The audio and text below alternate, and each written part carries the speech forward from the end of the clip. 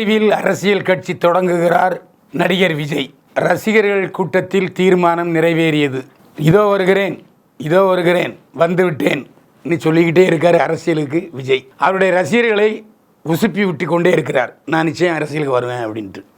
வெளியே மட்டும் தெரியாது, ரசிகர்கள்ட்ட சொல்லிகிட்டு இருக்காரு. இந்த அடிப்படையில் கடந்த உள்ளாட்சி மன்ற தேர்தலில் சிலர் நிர்வாகிகளாக தேர்ந்தெடுக்கப்பட்டிருக்கிறார்கள் விஜய் மக்கள் நற்பணி மன்றத்திலிருந்து. இப்போ நாடாளுமன்ற தேர்தல் இன்னும் ஒரு 3 மாதத்தில் வர இருக்கிற சூழ்நிலையில் தன்னுடைய விஜய் நற்பணி மன்ற நிர்வாகிகளை அழைத்து பனையூரில் ரகசிய ஆலோசனை கூட்டம் நடத்தியிருக்கிறார்.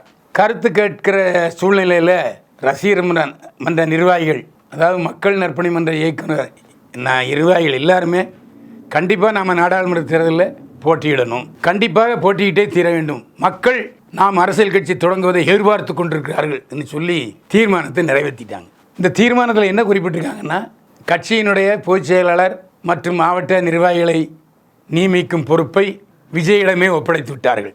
அதேபோல் நாடாளுமன்ற தேர்தலில் கூட்டணி யாருடன் வைத்துக்கொள்வது என்ற முடிவையும் விஜயே எடுப்பார். இந்த கட்சியினுடைய கொடி, பெயர், சின்னம் இவையெல்லாம் தமிழ்நாட்டின் ஏதாவது ஒரு மாவட்ட தலைநகரத்தில் பிரம்மாண்டமான கூட்டம் ஏற்பாடு செய்து அந்த கூட்டத்தில் நடிகர் விஜய் அறிவிப்பார் என்று இப்போதைக்கு சொல்லப்பட்டிருக்கிறது. ஏன்னா நாடாளுமன்ற தேர்தல் ஏப்ரலில் கண்டிப்பாக வருது. இதில் முன்னுதாரணம் எப்படின்னா, எம்ஜிஆர் கட்சி தொடங்கினார், 6 மாதம் கழித்து எம்பி தேர்தல் வந்தது. அதில் திண்டுக்கல் தொகுதியில் அதிமுக சார்பில் 8 இலையில் மாயத்தேவர் ஜெயிச்சார். ஆனால் இன்னும் 3 மாதமே இல்லை, எல்லா அரசியல் கட்சிகளும் தேர்தல் கூட்டணிக்கு பேச்சுவார்த்தை நடத்த ஆரம்பிச்சிட்டாங்க. இன்னும் சில கட்சிகளில் வேட்பாளர் நீதான்ப்பா போய் வேலை செய்யன்னு சொல்லிட்டாங்க. ஆனால் இன்னும் கட்சி தொடங்கலை, எங்கே கூட்டம் நடத்துகிறாங்கன்னு துறையில். இப்படிப்பட்ட சூழ்நிலையில் என்னையா வாயில் வடை சுடாதீங்கப்பா.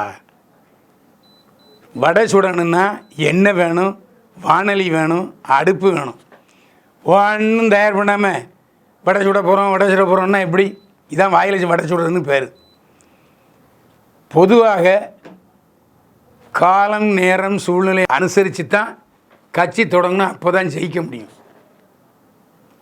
எம்ஜிஆர் கட்சி தொடங்கின காலத்தில் செல்ஃபோன் கிடையாது, டிவி கிடையாது, தனியார் டிவிகள் கிடையாது. ஏன்னா தகவல் தொடர்பு சாதனங்கள் குறைவாக இருந்துச்சு. இப்போ அப்படி இல்லை, செல்ஃபோன்லேயே எல்லாத்தையும் பார்த்துடுறான். இந்த சூழ்நிலையில் 3 மாதத்துக்குள் கட்சியை தொடங்கி நாடாளுமன்ற தேர்தலை விஜய் நற்பணி மன்ற இயக்கம் சந்திக்குமா என்பது கேள்விக்குறியை ஆச்சரியக்குறியாக மாற்றுவது விஜய் கையில் இருக்கிறது. பொறுத்திருந்து பார்ப்போம்.